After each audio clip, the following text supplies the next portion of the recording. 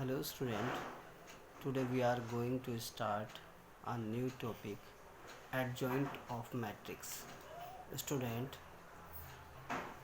chapter 4 is going on, उसका एक new topic है adjoint of matrix।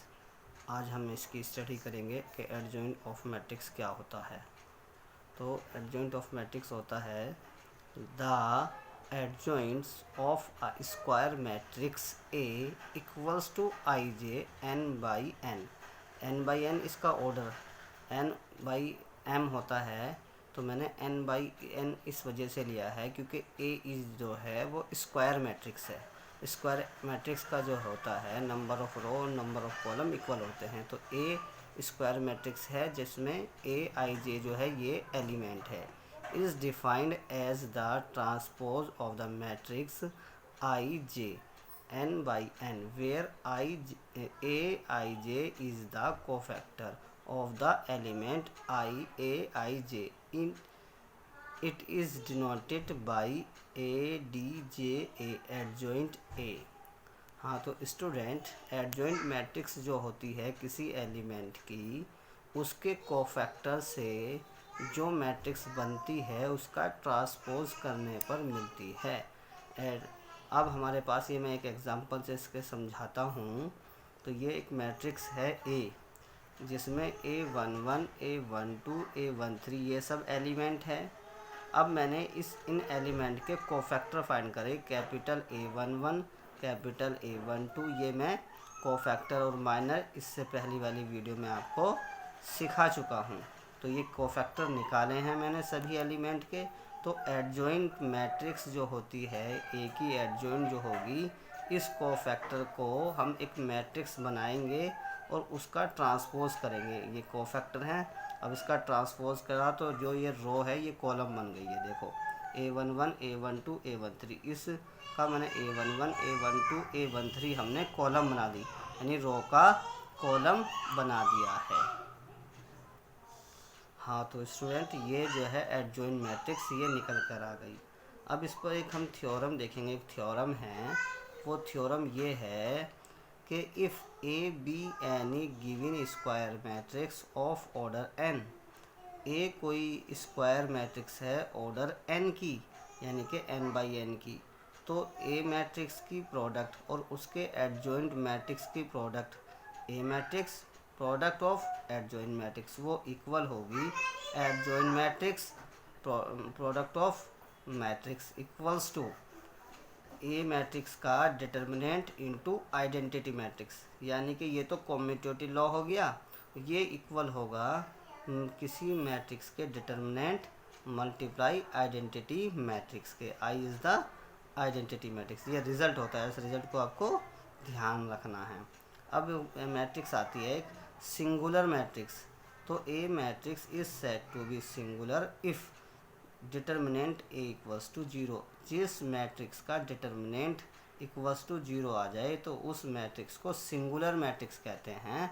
अदरवाइज जिस मैट्रिक्स का डिटर्मिनेंट 0 नहीं आता, नॉट इक्वल्स टू 0 आता है, उसे नॉन सिंगुलर मैट्रिक्स कहते हैं। यहाँ नॉन सिंगुलर मैट्रिक्स की डेफिनेशन है, non singular matrix A square matrix A is said to be a non-singular if determinant of A not equals to 0।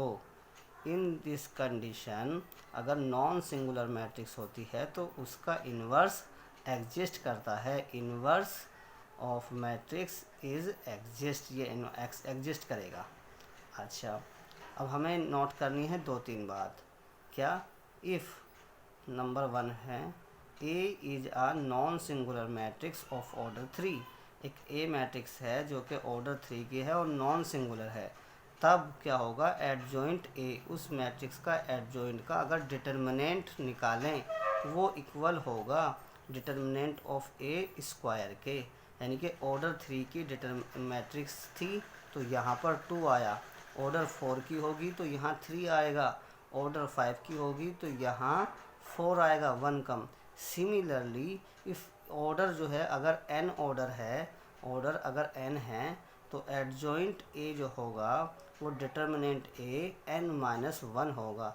यानी अगर A मैट्रिक्स का जो ऑर्डर होता है उससे एक कम होता है। तो एडजॉइंट ए की डिटर्मिनेंट इक्वल्स टू डिटर्मिनेंट ए की power n-1। n is the order of A given matrix. तो ये रिजल्ट। अच्छा, नेक्स्ट रिजल्ट है इन्वर्स ऑफ मैट्रिक्स। ये हम जो है इन्वर्स ऑफ मैट्रिक्स जो है इससे पहले वाली यानी कि मैट्रिक्स की एक्सरसाइज में हम सीख चुके थे कैसे इन्वर्स फाइंड करना था। वो एलिमेंट्री रो ऑपरेशन से या कॉलम ऑपरेशन से फाइंड करना था। तो यहाँ पर इस वीडियो में इस एक्सरसाइज में हम इन्वर्स ऑफ मैट्रिक्स निकालना सीखेंगे एडजॉइन मैट्रिक्स की हेल्प से। तो अगर वो इन्वर्स तभी निकलेगा अगर ए जो है नॉन सिंगुलर मैट्रिक्स है, तो तब हम कह सकते हैं A inverse equals to 1 determinant A into adjoint ए।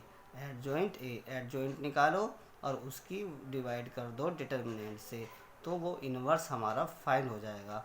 तो ये इन्वर्स निकालना भी हम इसी एक्सरसाइज में सीखेंगे। अब स्टूडेंट हम एक्सरसाइज स्टार्ट करते हैं। तो स्टूडेंट अब हम ये एक्सरसाइज स्टार्ट करते हैं। चैप्टर 4 है, एक्सरसाइज 4.5 है, फाइंड एडजॉइंट ऑफ ईच। तो क्वेश्चन नंबर इसके 1 तो में तो 2/2 की है, और क्वेश्चन नंबर 2 जो है वो 3/3 की स्क्वायर मैट्रिक्स है। तो क्वेश्चन नंबर 1 आप खुद करेंगे, क्वेश्चन नंबर 2 मैं करा देता हूँ।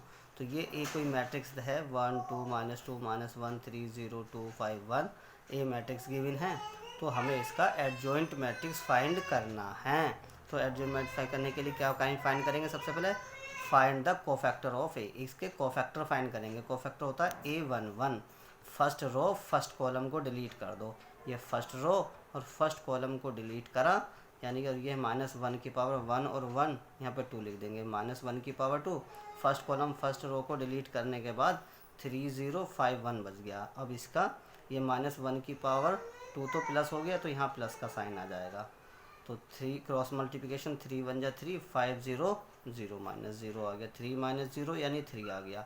अब A11 फाइंड करा, फिर A12 A13 A21 A22 A23 A31 A32 A33 इस तरह से फाइंड करेंगे कोफैक्टर। अब A12 फाइंड करना है। A12 में हम क्या करेंगे? -1 की पावर 1 और 2 यानी यहाँ 3 लिख देंगे। अब -1 की पावर 3 जो है ये माइनस आ जाएगा, यहाँ माइनस लगाया। अब A12 का मतलब है फर्स्ट रो और सेकंड कॉलम को डिलीट कर दो।